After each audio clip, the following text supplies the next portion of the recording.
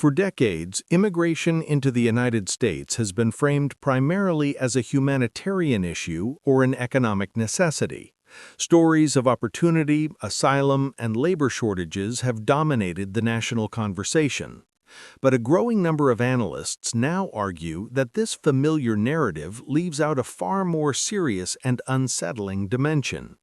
Investigative journalist Peter Schweitzer warns that mass migration may no longer be accidental or uncontrolled, but instead deliberately encouraged and directed by foreign governments as a strategic tool.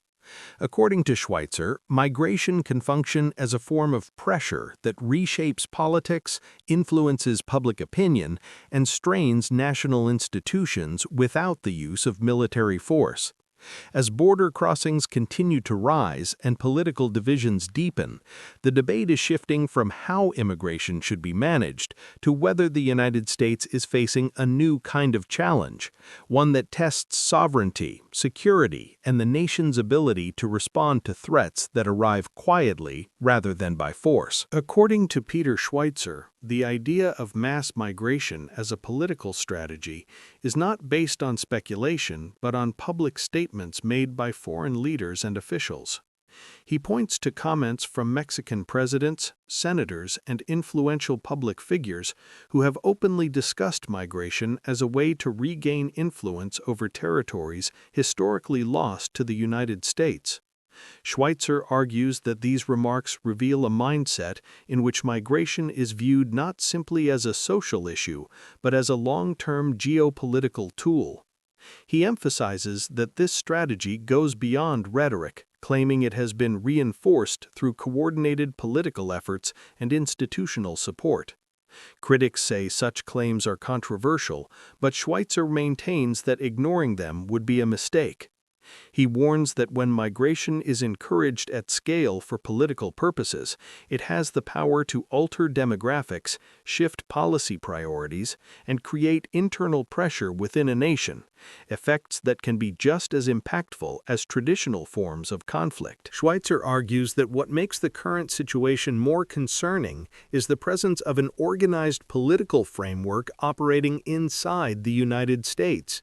He claims that foreign governments, particularly Mexico, have established formal networks designed to represent their nationals while influencing political outcomes abroad. This includes elected officials who live in the United States while serving in foreign legislatures, as well as an extensive system of consulates spread across major American cities. According to Schweitzer, these institutions go beyond providing routine diplomatic services and, in some cases, become actively involved in political advocacy and mobilization.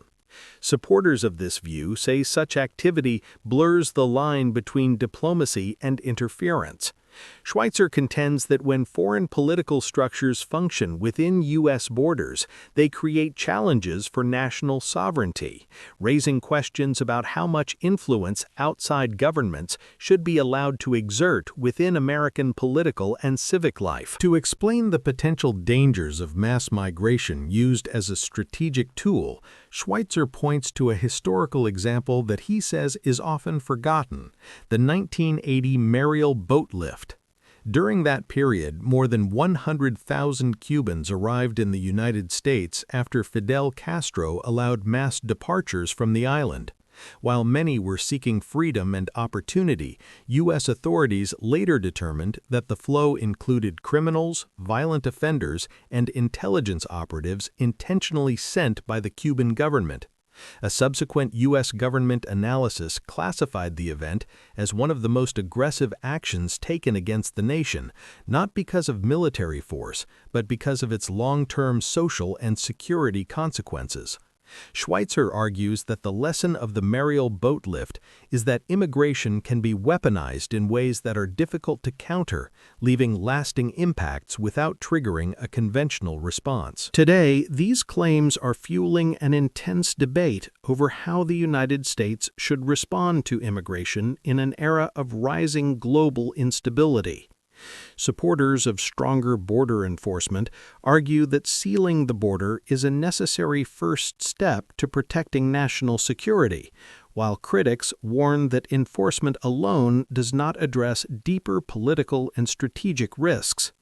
Schweitzer contends that policymakers must recognize immigration not only as a domestic issue, but also as a matter of foreign influence and national defense.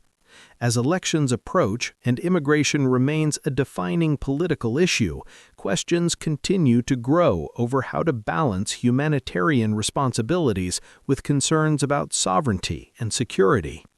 The challenge facing the United States, he argues, is determining whether current policies are sufficient to confront threats that do not arrive through missiles or armies, but through sustained pressure that slowly reshapes institutions, politics, and public trust from within.